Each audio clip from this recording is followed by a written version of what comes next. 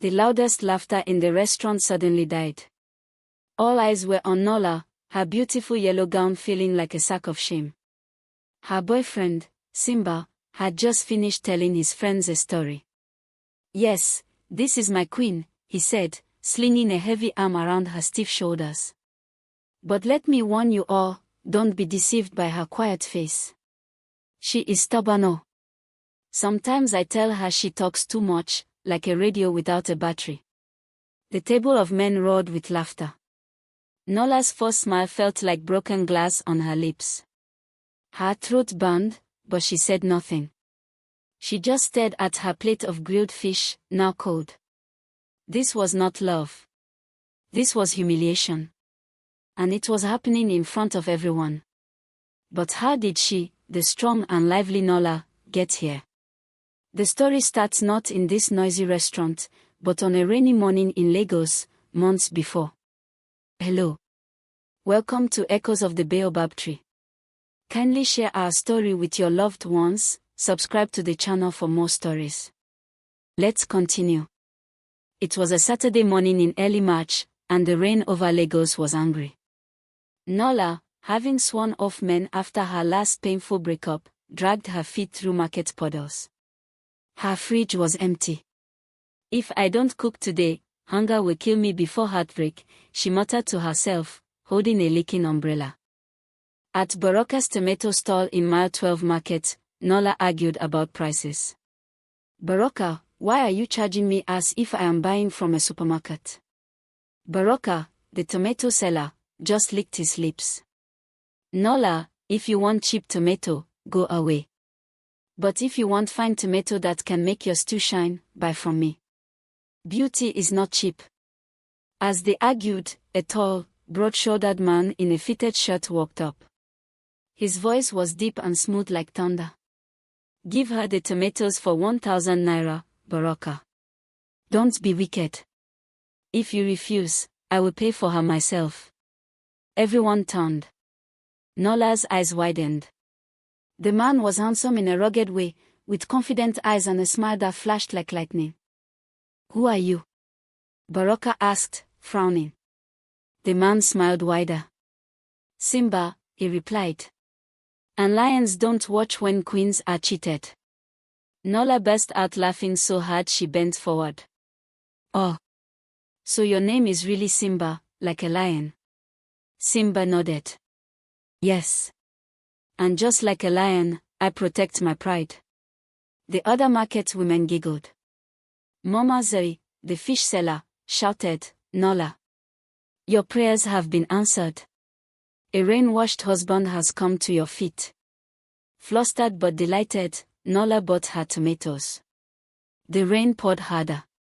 Simba insisted on holding her umbrella and carrying her heavy bag. "A queen should not suffer in the rain while a lion is watching," he said, his chest puffed out. They stood together, waiting. He cracked jokes, calling her a warrior for arguing over tomatoes. Nola laughed until her sides hurt. For the first time in ages, she felt special. When the rain eased, Simba walked her to the bus stop. He refused to leave until she boarded. Before she entered, he asked for her number. Nola playfully rolled her eyes. "Simba, we just met. What if you are dangerous?" Simba placed a hand on his chest, acting dramatic. "Dangerous only to anyone who tries to take you from me. But for you, I am as safe as milk."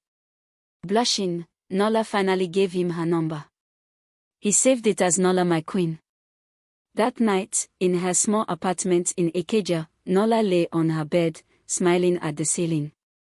She hugged her pillow and whispered into the dark, "Simba, my lion." Her heart felt light and full of hope. The first weeks were like a beautiful dream. Simba called her queen every day. He sent good morning messages before sunrise and good night prayers like a pastor on WhatsApp. He called her at work to ask if she had eaten. At first, Nola was flattered. "You are worse than my mother," she'd laugh. His attention felt like warm sunshine. But soon, the calls became too many. One Tuesday, He called her 5 times. Simba, I am at work. My boss is around, she whispered urgently during the 5th call. His tone changed. Why are you raising your voice? Is someone there distracting you? Nola quickly said no, and he softened. Should I leave you for wolves to snatch? She laughed it off, but a tiny, cold feeling settled in her stomach. Their first proper date was at a grilled fish spot in Tango. Nola wore a beautiful yellow gown. Simba's eyes lit up, but then he frowned. Nola, do you want to scatter everywhere today? From now on, don't wear this outside unless I am with you. Other men don't deserve to see you like this. Nola laughed nervously. So you have started controlling my wardrobe. He smiled and touched her hand. Not control, my queen. It's protection.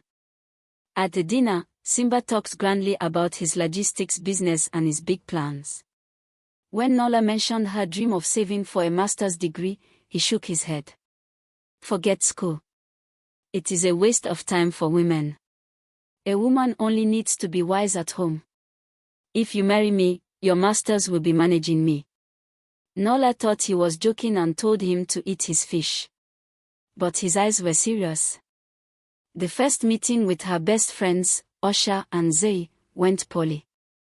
At Osha's apartment, Simba held court dismissing the girls' opinions. When Zoe said women were making progress in politics, Simba laughed. Progress, please. Politics is not for women. You people are too emotional. Imagine a woman president crying during a war. Nola laughed awkwardly and squeezed Zoe's hand under the table. He's just joking, she whispered. Later, when Simba stepped out to take a call, Osha leaned in. Nola, this man is proud though. Be careful. Nola frowned, defensive. Can't you people just be happy for me for once? Zoe sighed. We are only saying what we see. That evening, as Simba drove her home, he asked, what were you and your friends whispering about? Nola's heart jumped. Nothing, just girl talk. Simba's jaw tightened. I don't like secrecy. If you are mine, everything must be open. The control grew. He criticized her church clothes, saying her skirt was too tight. Every man will be looking at your hips. She argued, but he wore her down. He began choosing her outfits. One day, he called her 12 times because she overslept and missed his morning call. The voice notes ranged from angry, "Are you ignoring me?" to pleading, "I just love you too much." Instead of being alarmed, Nola apologized to him. At a barbecue with friends, Nola was dancing playfully with Zoe. Simba walked over and whispered sharply in her ear, "Stop dancing like that. Your waist is moving too much. You are embarrassing me." Humiliated, Nola sat down immediately. Zoe saw it all and her face filled with concern. Nola's friends confronted her during a girls' night. "Nola, you are not as free as before," Zoe said. "Are you in a relationship or prison?" Nola laughed it off.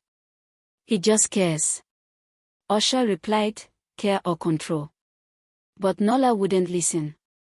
"You'll see," she said stubbornly. "He's different with me."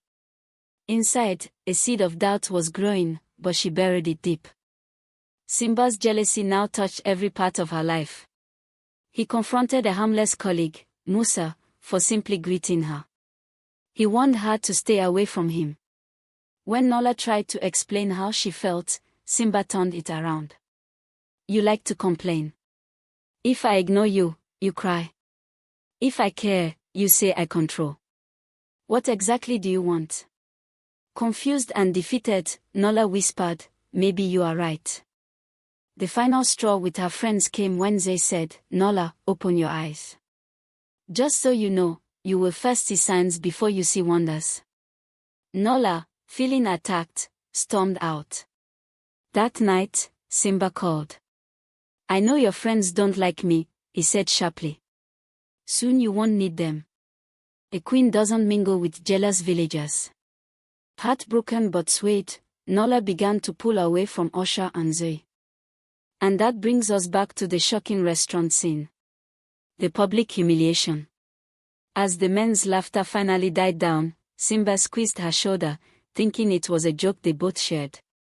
Nola looked up from her cold fish and met the eye of Simba's friend, Kofi. In Kofi's eyes, she didn't see laughter. She saw pity. And in that moment, the last piece of her denial shattered. The seed of doubt exploded into a roaring, painful truth. This was not love. This was a cage. And she was trapped in the middle of a crowded restaurant, with her lion's possessive grip tight on her shoulder. What would she do now? The ride home from the restaurant was a cold, silent war.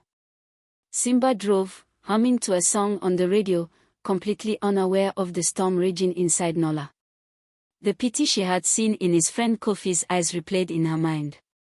It was a mirror showing her the truth she had refused to see. When he pulled up outside her apartment in Ikeja, he leaned over to kiss her cheek.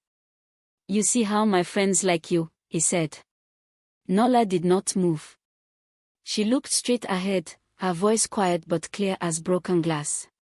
"Simba, what you said in there, it hurt me. It was not a joke to me."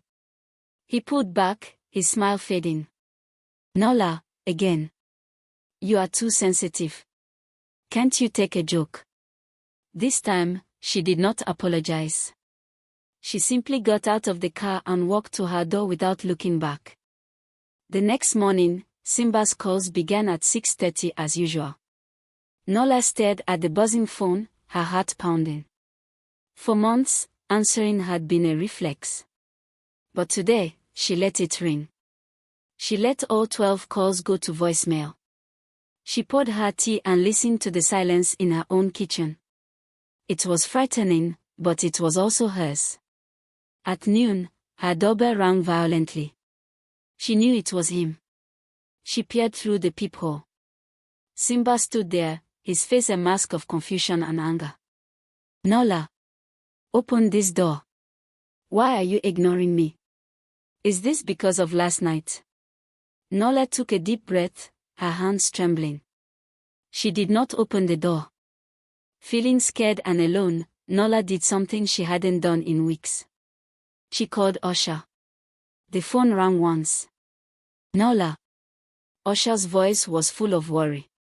The sound of her friend's care broke the dam. Nola burst into tears, sobbing out the story of the restaurant and the silent ride home. "I see it now, Osha. I see all the signs. What do I do?" Osha's voice was firm but kind. "You have already done the first thing. You stopped opening the door. Now, you must be strong. He will not let go easily. Come to my house. Now." Nola stayed with Osha for 3 days. Simba's messages flooded her phone, changing from angry threats, "You will regret this," to desperate pleas, "My queen, I can't eat or sleep. I am sorry." Zai came over, and the 3 friends sat together. Nola showed them the messages. "See. He says he's sorry.